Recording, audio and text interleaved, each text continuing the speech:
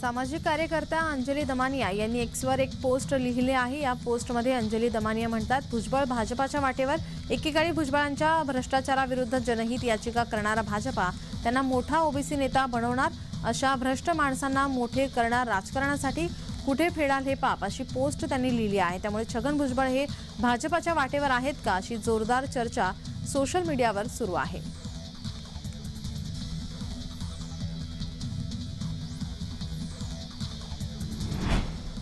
अंजली दमानिया यांनी छगन भुजबळ भाजपाच्या वाटेवर असे ट्विट केले। याबाबत भुजबळ यांनी म्हणाले आहे, आपल्याला अजून काही माहिती नाही, त्यांना कसे काय माहिती मिळाली हे आपल्याला माहित नाही। आपल्याला कुठल्या पदाची हौस नाही। गेल्या अनेक वर्षांपासून आपण ओबीसीसाठी काम करतोय। नवीन काही आता आपल्याला पाहिजे असे काही नाही। असं काही प्रपोजल आपल्यापर्यंत आलेलं नाही, असं ते म्हणाले।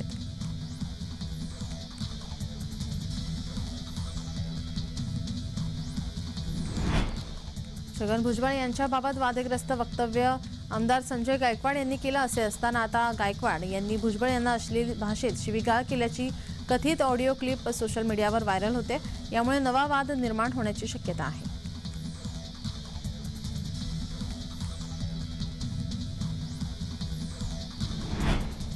संजय गायकवाड यांनी वापरलेली भाषा अयोग्य आहे। गायकवाडांच्या सेना संस्थेत आपण वरिष्ठ प्राध्यापक होतो। गायकवाडांना भुजबळ यांनी प्रत्युत्तर दिलंय।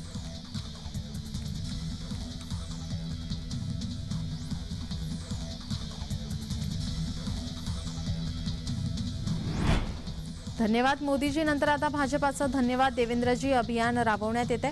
गृहनिर्माण संस्थांसाठी घेतलेल्या निर्णयांच्या पार्श्वभूमीवर अभियान करण्यात येते। स्वयं पुनर्विकास आणि पुनर्विकासाच्या निर्णयानंतर भाजपा जाहीर कार्यक्रम घेणार आहे। काळा चौकी येथील शहीद भगतसिंग मैदानात 20 फेब्रुवारीला जाहीर सभेचं आयोजन करण्यात आलं आहे।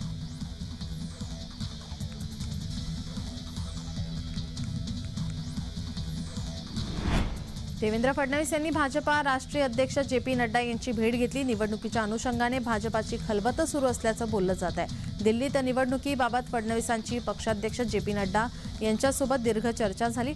आगामी लोकसभा आणि राज्यसभा निवडणुकीसंदर्भात चर्चा झाली, तर निवडणुकीबाबत कशा प्रकारे तयारी करण्यात आली आहे याबाबत देखील चर्चा झाली आहे।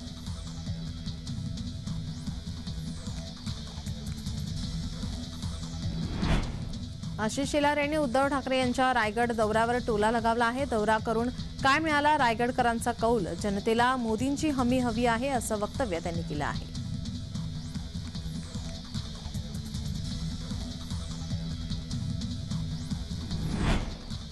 पुणे पालिकेच्या विभाग प्रमुखांनी 25 फेब्रुवारीपर्यंत कामाच्या निविदा काढाव्या।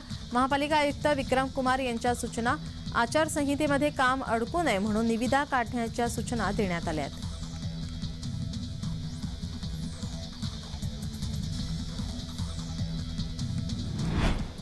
पुण्यामध्ये आपच्या 16 कार्यकर्त्यांवर गुन्हा दाखल करण्यात आला। पालिका आयुक्तांच्या गाडीला सॅनिटरी नॅपकिन चिटकवण्यात आले आहे। सरकारी शाळांमध्ये सॅनिटरी नॅपकिन न दिल्याने आपकडून आंदोलन करण्यात आलं आहे।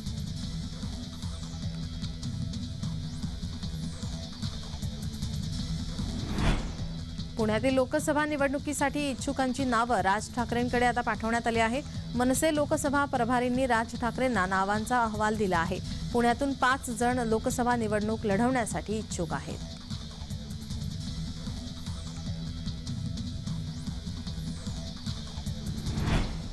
ठाणे लोकसभेसाठी शिवसेनेकडून रवींद्र फाटक यांची वर्णी लागण्याची शक्यता आहे। शिवसेनेचा बालेकिल्ला असल्याने मुख्यमंत्री शिंदे या जागेसाठी आग्रही आहेत। रवींद्र फाटक यांचे ठाणे लोकसभा मतदारसंघात विस्तृत काम असल्याने रवींद्र फाटक यांना शिवसेनेकडून दिल्लीत पाठवण्याची तयारी सुरू आहे।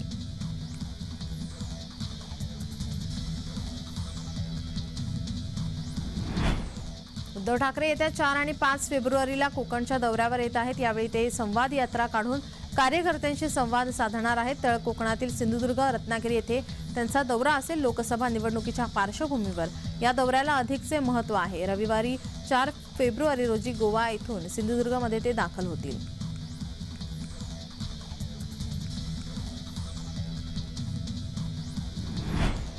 उद्धव ओसाड गावचे पाटील मुल्ला तोंडावर आपटण्याची उद्धव यांना सवय आहे। नितेश राणे यांनी उद्धव यांच्यावरती टीका केली आहे।